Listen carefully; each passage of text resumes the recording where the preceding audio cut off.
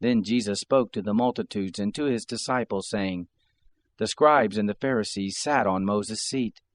All things therefore whatever they tell you to observe, observe and do, but don't do their works, for they say and don't do.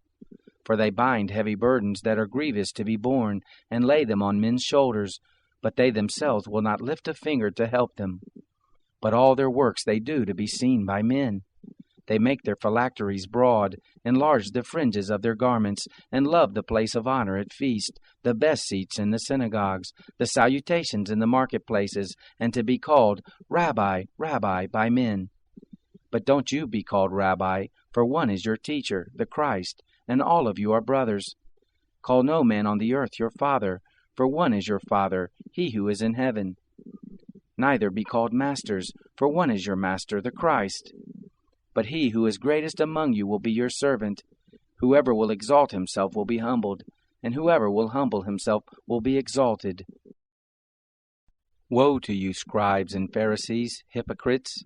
For you devour widows' houses, and as a pretense you make long prayers. Therefore you will receive greater condemnation. But woe to you, scribes and Pharisees, hypocrites! Because you shut up the kingdom of heaven against men. For you don't enter in yourselves, neither do you allow those who are entering in to enter. Woe to you, scribes and Pharisees, hypocrites! For you travel around by sea and land to make one proselyte, and when he becomes one, you make him twice as much a son of Gehenna as yourselves. Woe to you, you blind guides who say, Whoever swears by the temple, it is nothing, but whoever swears by the gold of the temple, he is obligated. You blind fools! For which is greater, the gold, or the temple that sanctifies the gold? Whoever swears by the altar, it is nothing, but whoever swears by the gift that is on it, he is obligated. You blind fools!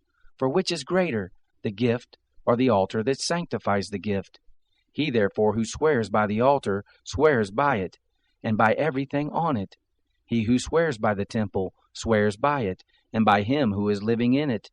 He who swears by heaven swears by the throne of God, and by him who sits on it. Woe to you, scribes and Pharisees, hypocrites! For you tithe mint, dill, and cumin, and have left undone the weightier matters of the law, justice, mercy, and faith. But you ought to have done these, and not to have left the other undone. You blind guides, who strain out a gnat, and swallow a camel.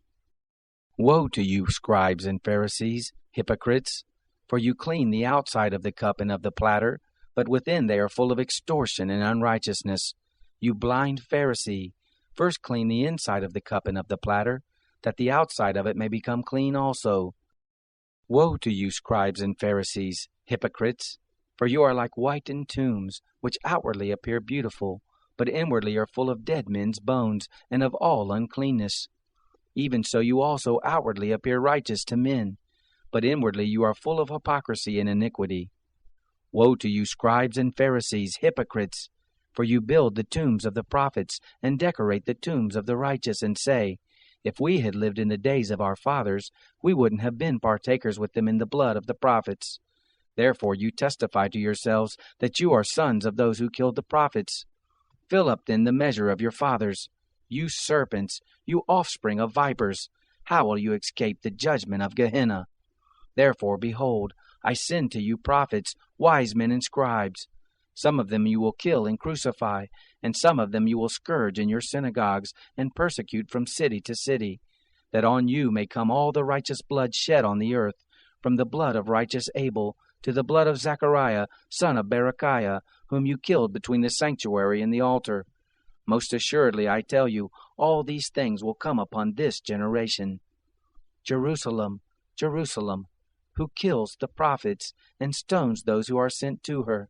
How often would I have gathered your children together, even as a hen gathers her chickens under her wings, and you would not.